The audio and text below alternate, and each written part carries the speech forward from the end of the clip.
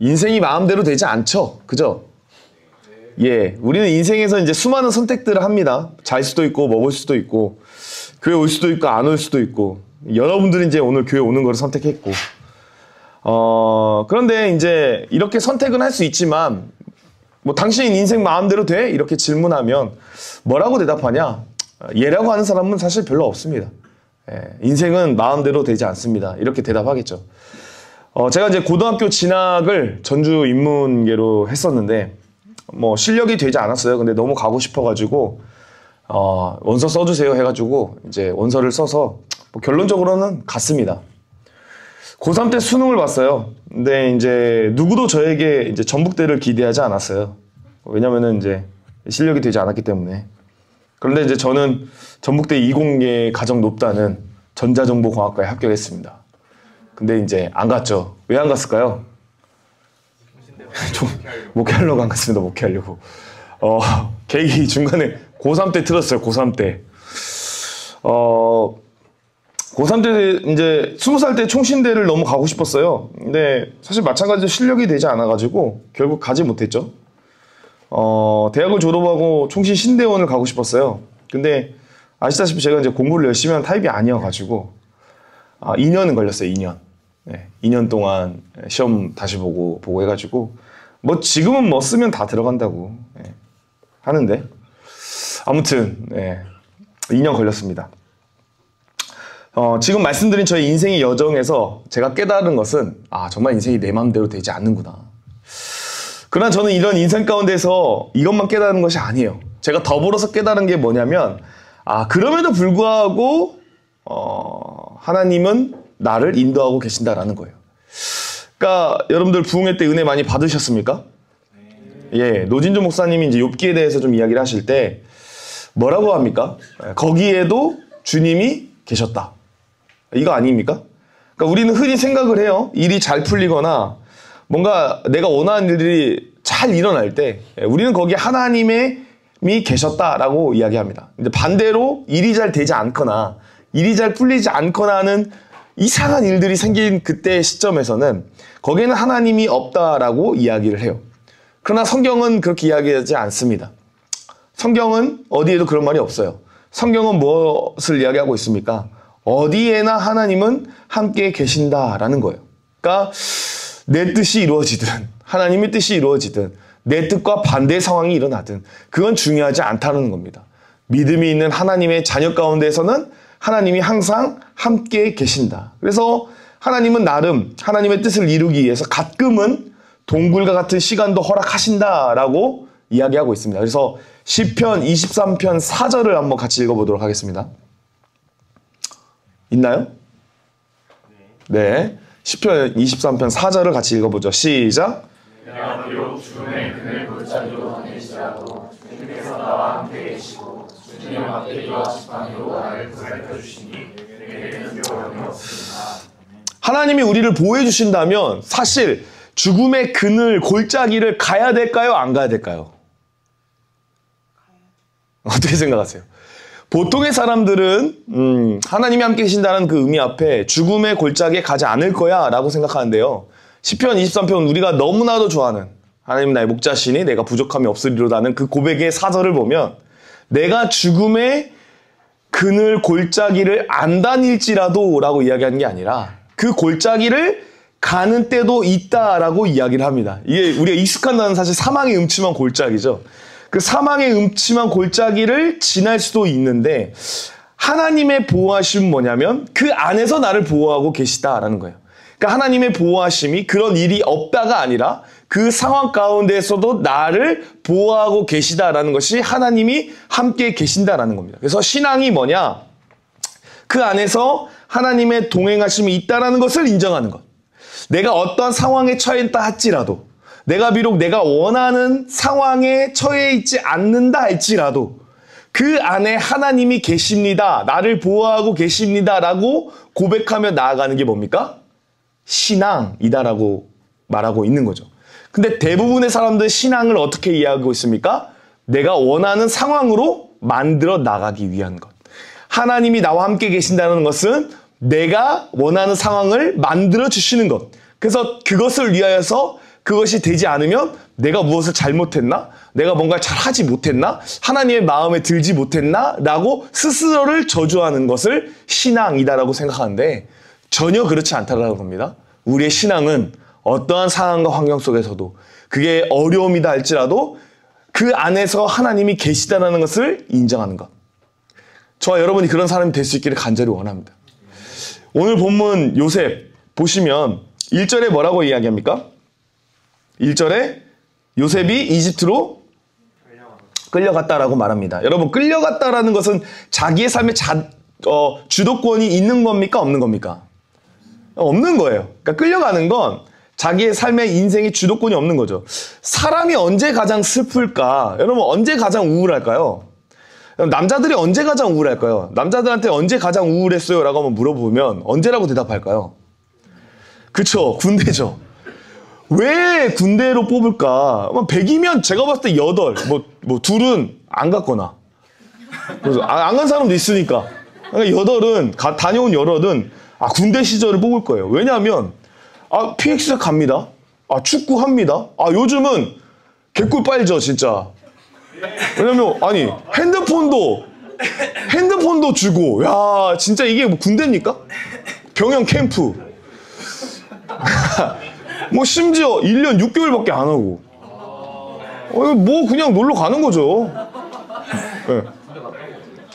근데도 저는, 남자들이 어렵다고 생각할 거라고 생각해요. 왜냐하면, 어쨌든 그 울타리 안에 갇혀있는 것 자체가 내 맘대로 뭘 할 수 없다라는 것 자체가 참 우울한 일이거든요. 여러분, 우리가 인생이 왜 슬플까?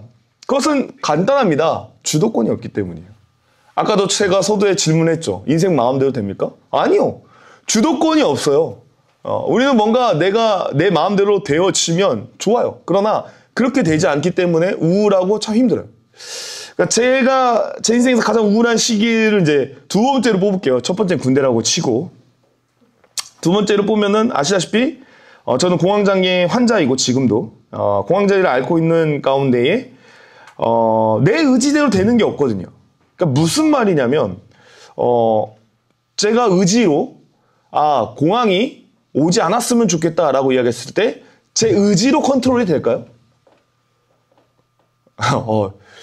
된다라고 생각하시는 분 한번 알아보시기를 간절히 소망하고 사실 공황이 제 마음대로 컨트롤이 되지 않습니다.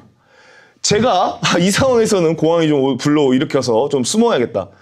그래서 좀 쉬어야지. 불러오거나 이 지금은 좀 하면 안 돼. 좀 기다려봐. 지금 나 설교하러 올라가야 되니까 좀은 참고 있어봐. 그래서 참아지는 것이 아니에요. 내 의지와는 상관없이 그냥 오는 거예요. 그러다 보니까 뭐가 생기는 거예요? 걱정하게 되고. 그래서 길을 갈 때도 걱정하고 차를 탈 때도 걱정하고 태국을 갈 때도 걱정하고 제주도를 갈 때도 걱정하고 이래 걱정하고 저래 걱정하고 걱정밖에 없으니까. 근데 이 걱정한 인생이 결국 뭐예요? 우울한 거예요.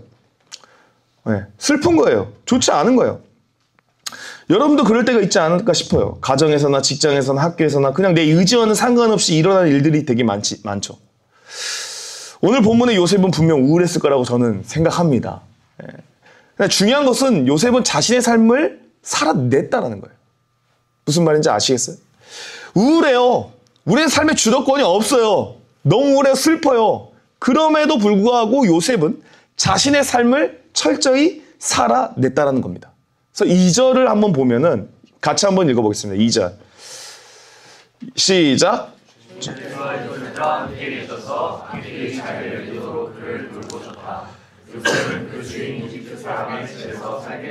자, 여러분. 요셉은 살아요. 중요한 것은 뭡니까? 요셉과 누가 함께 계셨다는 거예요? 하나님이 함께 계셨다. 우리 주님이 함께 계셨다. 그러니까 그런 상황 속에서도 뭐 하는 거죠? 사라지는 거죠. 제가 어려움을 겪고 있을 때, 한참 어려움을 겪고 있을 때 어떻게 살았을까요?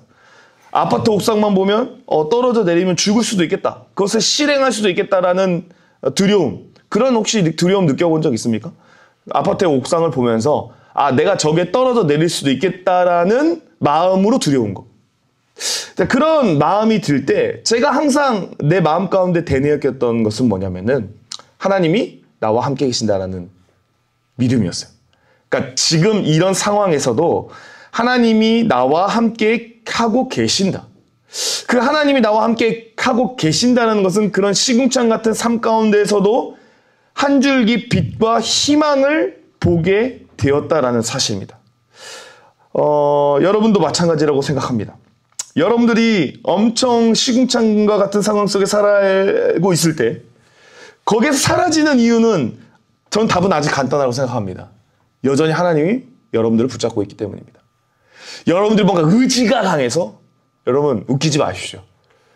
여러분들 의지가 강하다고 생각하지 마십시오. 사람의 의지는 한순간입니다. 그건 교만입니다. 하나님이 우리를 여전히 붙잡고 계시기 때문에 그 어려운 학업 속에서도 그런 어려운 어떤 직장 생활 가운데서도 우리가 살아내고 있다라는 사실입니다. 요셉은 제가 전에 한번 요셉이 뭐 없던 자라고 말씀드렸었죠? 눈치가 없다. 그렇지 않습니까? 대충 그 꿈을 꿨을 때 그 느낌이 있잖아요. 아, 우리 집 가족이 11명인데 볕 단이 11개? 절을 하고 있네? 딱 느낌이 있잖아요. 그죠? 그러니까 이런 거에 없으면 걔는 내가 봤을 때 그냥 IQ가 좀 떨어지는 친구일 수도 있고. 어쨌든 느낌이 있잖아요. 요셉이 이 모든 일을 자처했다라고도 말할 수 있을 것 같아요. 형들의 미움을 사도록 스스로가 자처했다. 눈치가 없어가지고. 그래서 어떻게 보면 너 그렇게 당해도 싸라고 하는 그런 상황 가운데에서도 하나님은 뭐하고 계시다는 겁니까? 여전히 요셉을 붙잡고 그곳에 함께 계신다라는 사실이죠. 저는 이 사실이 저 여러분의 큰 위로가 될 수 있기를 간절히 소망합니다. 사실 여러분들이 겪는 일 중에 여러분들의 미숙함으로도 발생한 일들이 굉장히 많습니다. 아닌가요? 아니라고 자신 있게 말할 수 있나요? 네, 여러분들이 벌리는 일들 중에 겪는 일들 중에 우리는 남 탓하기가 쉽지만 사실 면밀히 그 해부해서 보면 내가 잘못하는 일도 굉장히 많습니다. 그런데 그럼에도 불구하고 누가 함께 계십니까? 하나님이 저와 여러분과 함께 계시기 때문에 우리가 사라진다는 겁니다. 그래서 여러분 좌우 옆 사람하고 한번 이렇게 위로하도록 하겠습니다. 하나님 당신과 함께 하십니다. 이렇게. 그래서 결과론적으로 요셉이 애굽에 가야 했던 것은 하나님의 뜻 아래에 있었던 것은 맞아요. 그럼 그냥 이런 생각 충분히 들어요. 왜 하나님 그렇게 하셨을까? 안 그래요? 그렇지 않습니까? 그러니까 제가 주일에도 설교했을 때 제목 혹시 기억나시죠? 부족함을 뭐죠? 부족함을 캐스팅하다라는 제목이었습니다. 그냥 그런 생각이 들어요. 하나님, 잘난 사람들을 좀 사용하면 되잖아요. 그냥 깔끔하게 애구방 쓰면 되는 거 아닙니까? 굳이 모세 쓸 이유가 있어요? 애구방 딱 쓰면 되잖아요. 안 그래요?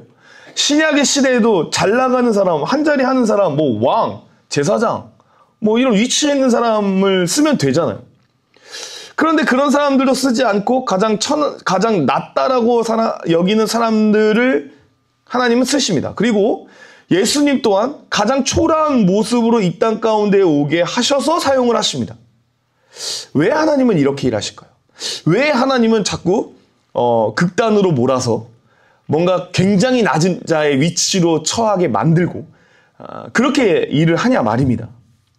저는 그렇게 생각해요. 답은 하나님의 영광이 가장 극적으로 드러나기 때문이에요. 그러니까 혹시 그 영화 같은 데 보면 그 주인공들은 대부분 어떤 서사를 가지고 있죠? 굉장히 찌질한 서사를 가지고 있잖아요. 그 캡틴 아메리카 혹시 아십니까? 그때 이제 슈퍼솔저 혈청을 이제 주인공이 맞는데 그 맞을 때 그 주인공은 어떤 사람이었죠? 굉장히 왜소하고 다만 이제 정의감은 넘쳤죠. 하지만 굉장히 왜소한 그런 사람이었어요. 그 사람이 혈청을 딱 맞으니까 어떻게 돼요? 좋아졌죠. 그죠? 좋아졌나요? 예, 좋아졌습니다. 그러니까 만약에 그 몸이 좋은 사람이 혈청을 맞아서 이렇게 영화에 나온다고 해보세요. 그럼 재미가 있어요, 없어요? 그게 재미는 없죠. 그냥 매서우하니까 야 대박이다 이런 이야기를 하는 거죠. 하나님이 이런 상황을 쓰세요. 왜요? 하나님이 더 부각되었기 때문에. 자, 세상이 창조되고 우리를 부르신 궁극적인 이유는 사실 우리를 잘 살라고 하나님 부르신 것도 있겠지만 가장 본질적인 이유는 하나님이 드러나는 겁니다. 그러니까 하나님이 드러나는 인생, 그게 어떻게 보면 우리가 가장 추구해야 될 인생인데 언제 하나님이 가장 드러나냐는 거죠. 그것은 우리가 가장 낮고 낮은 자리로 내려갈 때, 내 인생이 하나님 없으면 안 되는 자리로 갈 때, 그때 하나님의 영광이 가장 크게 드러난다는 겁니다. 그래서 고린도전서 1장 27절에서 29절 보면 이렇습니다. 그런데 하나님께서는 지혜 있는 자들을 부끄럽게 하시려고 세상의 어리석은 것들을 택하셨으며 강한 것들을 부끄럽게 하시려고 세상의 약한 것들을 택하셨습니다. 하나님께서는 세상에서 비천한 것들과 멸시받는 것들을 택하셨으니 곧 잘났다고 하는 것들을 없애시려고, 무섭네요. 아무것도 아닌 것들을 택하셨습니다. 이리하여 아무도 하나님 앞에서 자랑하지 못하게 하시려는 것입니다. 여러분, 세상에 지혜가 있다라고 하는 자들을 위해서 세상의 어리석은 사람들을 선택하셨고, 강한 것들을 부끄럽게 하시려고 세상의 약한 것들을 택하셨다고 하고, 세상에서 비천한 것들과 멸시받는 것들을 택하셨다고 합니다. 왜 그렇습니까? 잘났다고 하는 것들을 없애시려고 라고 말하고 있는데, 잘난 것들을 없앤다는 이 말 가운데 궁극적인 본질은 뭡니까? 하나님이 얼마나 위대하신가가 드러난다라는 사실입니다. 연약하고 약한 자. 여러분, 혹시 여러분들 연약하다고 생각하십니까? 스스로를 난 정말 극한의 상황이야. 우리 교회에서도 청년들 이야기 들어보면 이제 여러분들 너무 잘 알고 계시죠? 뭐 취업에 관련해서 굉장히 마음 아파하는 청년도 있잖아요. 모르세요? 관심을 좀 가지세요. 네. 그리고 또 여러 가지 상황이 굉장히 나였으면 살기 싫었겠다라고 느껴지는 사람들이 되게 많잖아요. 그쵸? 근데 그런 상황들을 하나님이 어떻게 하신다고요? 쓰길 원해 하신다라는 거죠. 그래서 만약 우리가 그런 상황에 처해 있다라고 한다면 그것은 우리가 좌절할 이유가 아니라 뭐 할 이유예요? 계속 제가 거듭 이야기했지만 기뻐할 이유라는 거예요. 내 인생의 오점과 같은 그 시간, 내 인생에 정말 미숙했던 그 시간들, 내 인생에 어떻게 보면 이해되지 않았던 많은 어려움과 힘듦들, 그 순간들이 세상은 저주라고 이야기하고 세상은 그런 것들이 인생에 껴있으면 너는 이제 끝났다고 이야기하지만 하나님의 역사표 안에서는 뭐라고 얘기하는 겁니까? 아, 이제 내가 등장할 시기구나. 내가 너를 통해 지금 일하고 너를 만들어가는 과정이다. 그것을 신앙은 이야기하고 있기 때문에 여러분, 아프세요? 기뻐하세요. 근데 이게 말이 쉽진 않죠, 그죠? 네. 만약에 제가 공황장애가 지금은 좀 많이 가라앉았지만 한참 앓고 있는데 기뻐하세요라고 이렇게 하면은 뺨싸대기를 때렸을 거예요. 그럼 가져가. 너가 알아. 너가 다 해. 뭐 그렇죠? 아, 결혼도 쉽지 않아요. 그래서 결혼 생활 잘하라고 하는 사람들 뺨때기를 하는데 때리고 싶기도 하고. 네, 아무튼 여러분, 하나님의 영광 받으실 일이 여러분들 안에 싹 트고 있다는 사실을 꼭 믿기를 소망합니다. 특히 청년이라는 건 뭡니까? 힘들잖아요.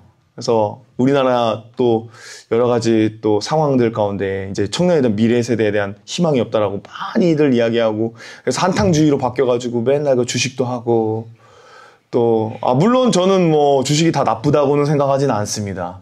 뭐 비트코인도 하고, 물론 비트코인은 좀 고민 좀 해보도록 하겠습니다. 하지만 한탕주의로 바뀌어서 한탕한다. 내가 한탕만 잘 되면 된다. 내가 이것만 뭐 복권만 한번 잘하면 된다. 이런 어떤 그런 것들에 기울여서 살아가는 인생들이잖아요. 참 힘든 그 상황들이 있지만 그 상황 안에서 하나님이 분명 역사하고 계시다. 그래서 오늘날의 한국교회가 어렵다라고 많이들 이야기하잖아요. 실제 여러분들이 어렵다고 생각 드나요?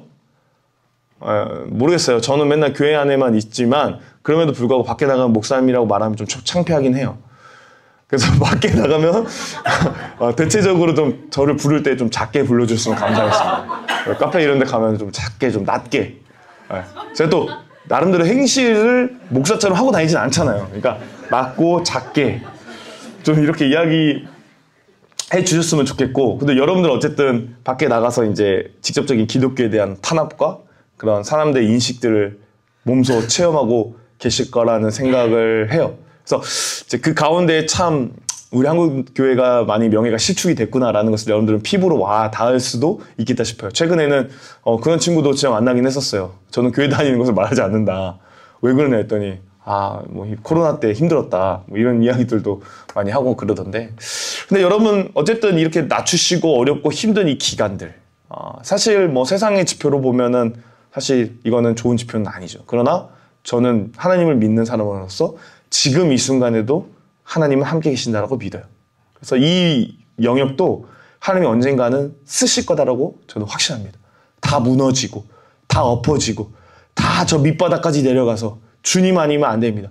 주님 살려주십시오라고 우리가 철저히 깨닫는 그때에 그 남은 자들을 통해서 하나님이 다시 우리 한국교회의 명예를 올려주실 줄로 믿어요.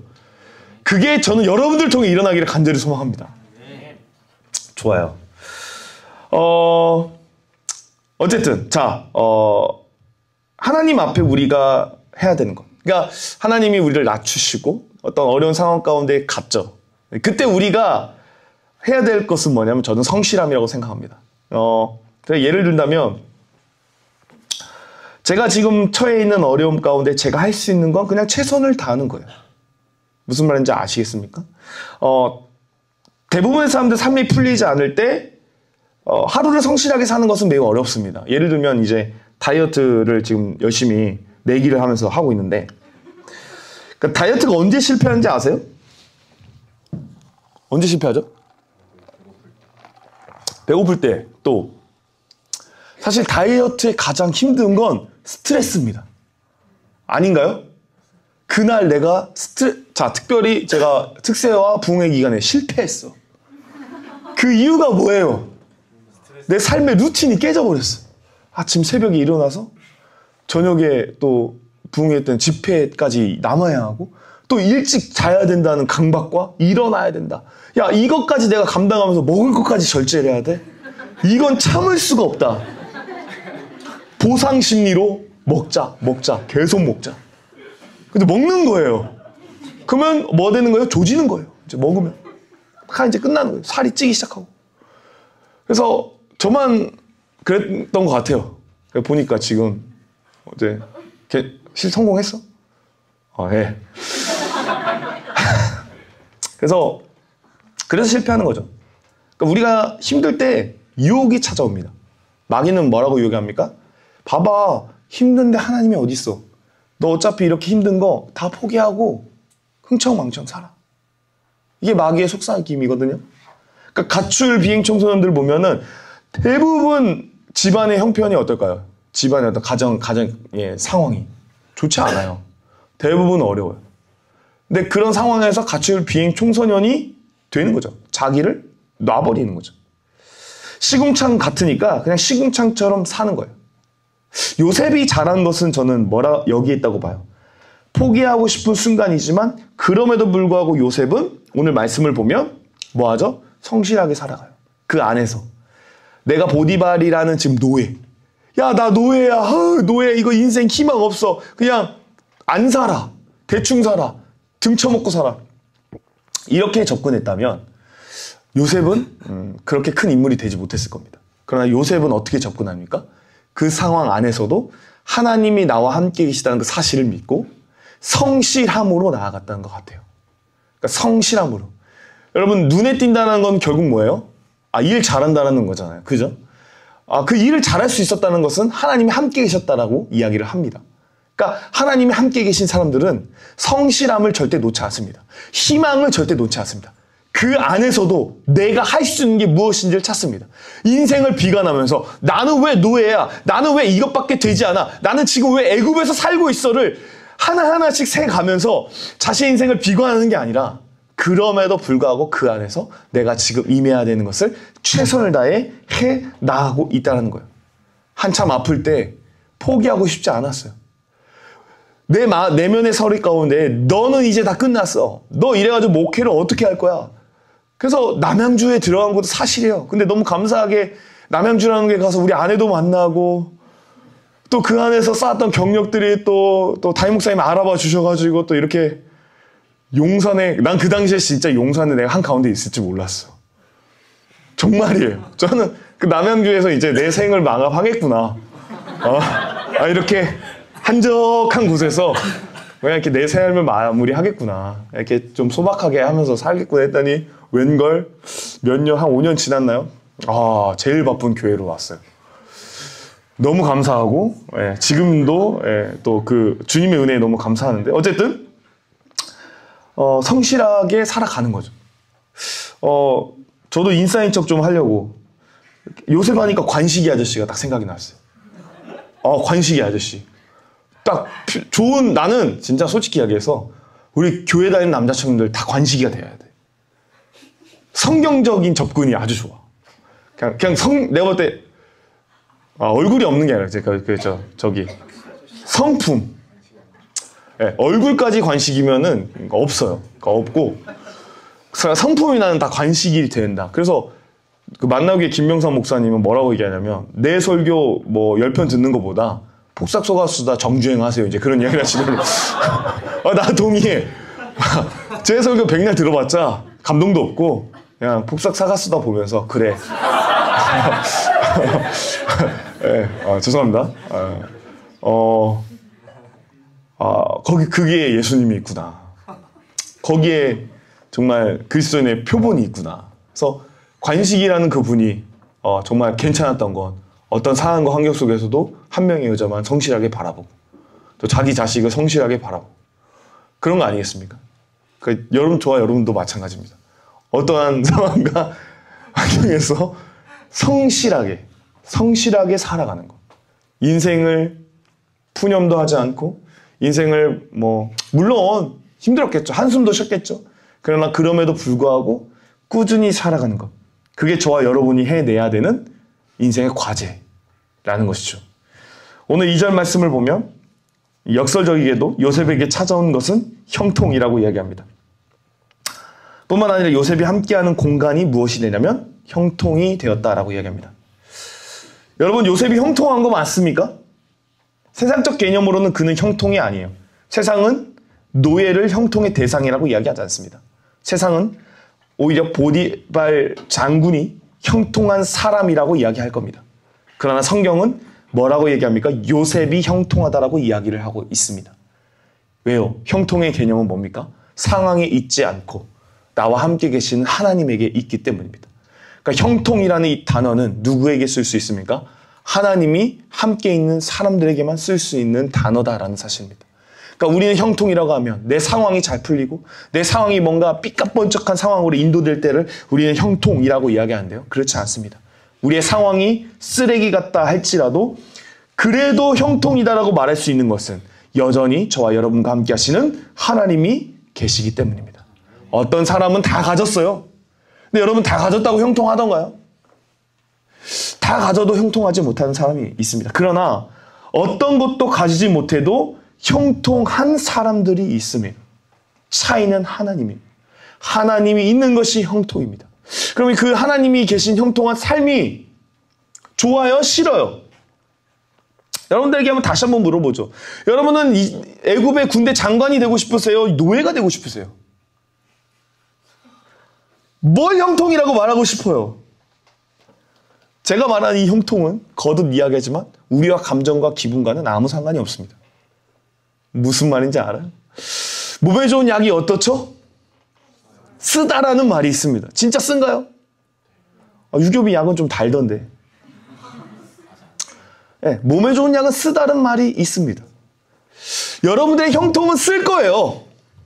하지만 형통은 저와 여러분은 어떻게 하죠? 살리는 일을 합니다. 하나님의 뜻을 이루는 일을 한다라는 사실입니다. 하나님이 함께 계신다는 게 안 좋을 수 있어요. 나는 좋다라고 말 못해요. 제가 그래서 거듭 이야기하잖아요. 예수님 믿는데 전 좋아요, 편해요라는 사람 다시 생각하세요. 아마 당신 때문에 누군가 힘들 겁니다. 목사님 저는 예수님 믿고 사는 거 너무 좋아요. 할렐루야. 당신 때문에 누군가 힘들고 있을 거다. 예수님 믿는 건 쉽지 않습니다. 예수님 믿는 건 어렵습니다. 그래서 여러분들이 힘듦과 어려움의 관점에서만 본다면 예수님을 믿을 이유는 하나도 없습니다. 그러나 우리가 그것이 전부가 아니기 때문에 우리 인생을 이끄는 것은 하나님이시고 하나님과 함께하는 그 형통함이 우리의 인생을 이끌어가는 것을 우리는 너무나도 잘 알고 있기 때문에 내가 노예인다 할지라도 내가 뭐 그보다 더 어려운 위치에 처했다 할지라도 하나님을 포기할 수 없다라는 사실입니다. 사랑하는 우리 청년 여러분, 여러분들의 삶 가운데 형통하십니까? 형통하다고 말할 수 있습니까? 아멘 해야죠. 아멘. 하나님이 떠납니까? 사실 하나님은 문제가 없어요. 문제는 누가 있어요? 본인들이 있습니다. 그럼에도 불구하고 하나님은 여전히 여러분들의 손을 붙잡고 계시다는 사실입니다.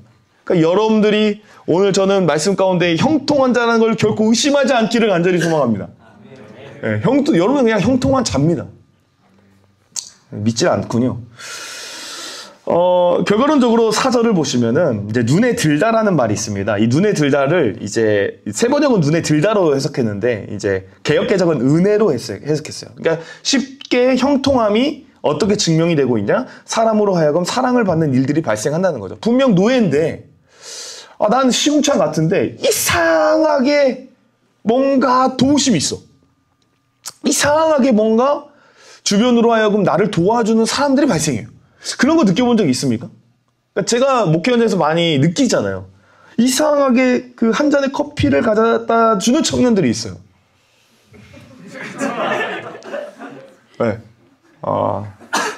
오늘부터 더 많아지기를 바랍니다. 네. 너무 감사하죠.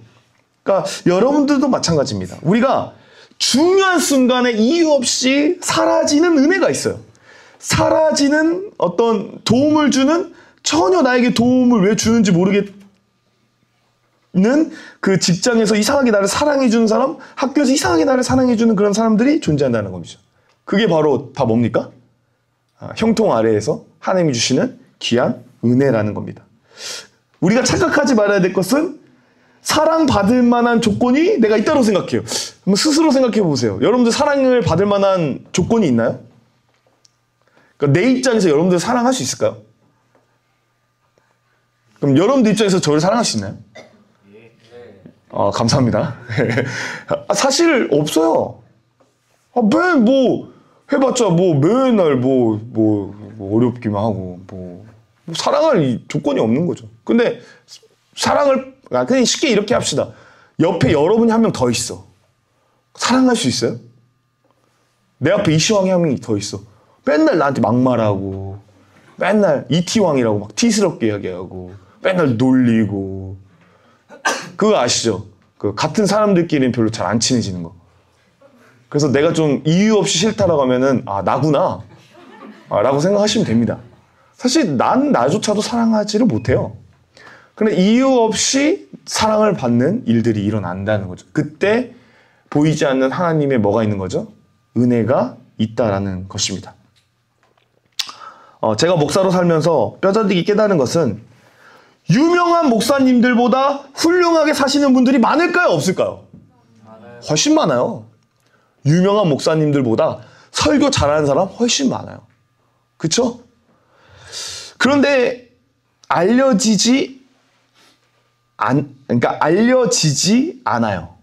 그러니까 무슨 말인지 알아요?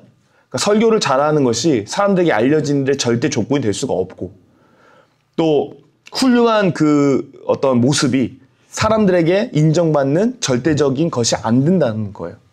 이건 뭘 이야기해요? 그냥 은혜예요. 제가 많이 깨달았어요. 그냥 은혜다. 하나님이 이 사람을 더 유명하게 만드신 건 이 사람에게 뭔가 특별한 게 있는 게 아니라 그냥 은혜구나. 은혜구나. 뭔가 특별함이 있다면 저 시골에서 아무도 없이 목회하시고 빛도 없이 목회하시는 그분이 더 훌륭한데 이분이 더 빛을 보는 거 보면 그냥 은혜구나. 그 은혜를 좀 누리고 싶긴 한데 잘 찾아오지는 않는 것 같죠? 사랑하는 청년 여러분, 제가 오늘 여러분들에게 이제 결론적으로 말하고 싶은 건 좌절하지 말기를 간절히 소망합니다. 잘 되고 못 되고는 사실 중요하지 않아요. 그러니까 인간의 한계는 자꾸 내가 잘 돼야 된다, 못 돼야 된다 이것만 생각해요. 근데 잘 되고 못 되고는 중요한 게 아니라 우리에게 중요한 것은 하나님과 함께하고 있냐는 겁니다. 그러니까 하나님이 나와 함께 계시다는 것을 정확히 이야기하면 나와 함께하고 계시다는 것을 내가 잘 믿냐, 그래서 신뢰하냐 그 문제인 거죠. 여러분이 기쁠 때뿐만 아니라 슬플 때도, 좌절할 때도, 낙심할 때도 하나님은 언제나 함께 하시죠. 이것이 무슨 소용이냐고 말할 수도 있어요. 그러나 그렇지 않아요. 하나님은 함께 하시면 결국 승리합니다. 이것을 너무도 잘 이해하고 계시던 분이 예수 그리스도셨어요. 그는 무엇을 하든 좌절하지 않았습니다. 많은 사람들이 핍박을 할 때도, 그를 맞이하지 않을 때도, 세리와 먹을 때도 그는 결코 낙심하거나 좌절하지 않았어요. 또한 그는 그를 지켜 세워준다고 할지라도 교만하지 않았어요. 그것이 전부가 아니라는 것을 너무나도 잘 알고 있었기 때문에, 하나님과 함께 계심을 너무나도 확신하는 삶이었기 때문에, 그런 그의 인생이 결국 저와 여러분을 살려냈다라는 사실입니다. 우리는 예수의 제자된 자들입니다. 여러분, 예수의 제자 맞습니까? 그럼 우리가 선택해야 될 것은 무엇일까요? 우리가 정말 승리라고 여기며 살아가야 될 것은 무엇일까요? 그리고 승리는 어디에서부터 올까요? 이 승리는 결국 하나님 나라와 연결이 될 텐데, 하나님 나라는 어떻게 이 땅 가운데 임하게 될까요? 물론 예수님이 재림하면 끝이겠지만, 예수님이 재림해야 임하겠지만, 하나님은 예수님이 재림 이전에 우리에게 주신 사명은 하나님 나라를 널리 알리고 그 하나님 나라가 어떤 곳인지를 만들어 나가는 것을 우리에게 맡겨주셨습니다. 그것을 어떻게 만들어갈 수 있을까요? 그것은 예수를 닮은 자들. 어떠한 상황 가운데에서도 포기하지 아니하고 하나님이 함께 계신다는 것을 믿고 그 노예와 같은 상황 가운데에서도 자신의 삶을 성실하게 살아가는 사람. 요셉은 결국 뭐가 되죠? 총리가 됩니다. 여러분들이 다 총리가 되면 한 100개국 정도, 한 30개국 정도, 그런 문자적 해석이 아닌 우리의 각자의 삶의 현장에서 하나님은 결국 승리케 하실 거라는 사실, 그것을 믿고 오늘도 하나님의 동행하심을 충실히 살아가는 예수의 향기를 전하는 저와 여러분이 되기를 간절히 소망합니다.